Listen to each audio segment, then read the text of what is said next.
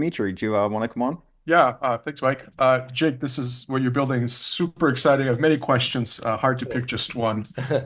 So I'm gonna kind of ask this question about sort of network effects. And I'm a former eBay guy, and so eBay, right, this global marketplace, and there's these huge network effects that there's lots of people on the other side. Yeah, And then in your kind of product experience, the brands are sort of siloed. So and that seems like that's something that they would value very much because they don't want yeah, their products next to competitors. But from a customer side, that's like sounds like a more challenging search experience because if I just need like a pair of jeans, like I would kind of have to go, brand by brand, yeah. possibly.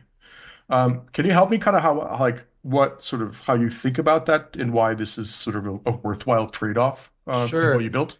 So, in regards to the customer experience, the end customer experience, we really compete more with like thinking about how brands are shopping direct from brands. So, like going to their Shopify site. And so, if you know what brand you're shopping from, then it's a better shopping experience than trying to shop from them on Poshmark. So, like for us, we're not really competing against a customer going to Poshmark and typing in denim pants. It's really like I love boyish jeans. That's like my brand. And so I'm going to go to that brand and nowhere else online will I have a better secondhand shopping experience than going to boyish jeans secondhand website.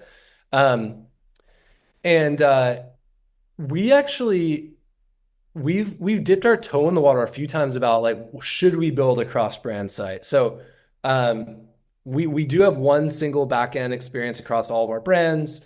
And we could do that. And we actually even have a landing page called treat.shop that has all of our brands listed. It's very elementary. It's not really built for customers. It's kind of just like our billboard. And we've tested a lot. Like, are we ready to build this like cross-brand marketplace?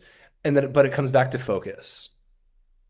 Right now, like our focus, we'll never have this big broad experience if we don't build lots of individual marketplaces from brands very quickly in this very competitive space. We didn't talk about competition, but like this branded resale space has become a space since we started. And there's a lot of competition there. And so it's about where we can get the biggest bang for a buck right now. And even if we want to do this broader marketplace, it's a different business. It's a D2C marketplace business that takes a different marketing arm, more resources, but it's not to say that we won't do it. I actually think it's a really cool idea. And we get a lot of data from customers about what's in their closet, what they're selling. We even know how many customers are buying across from our brands right now on their main site and the resale site. So eventually, I think there's some really cool stuff that we can do um, with this sort of like co-selling, whether it's a brand, whether it's a unified marketplace across all of our brands, or it's just like a curated recommendations marketing email sequence, or it's like a post-purchase page or things like that that can like recommend future products and future brands.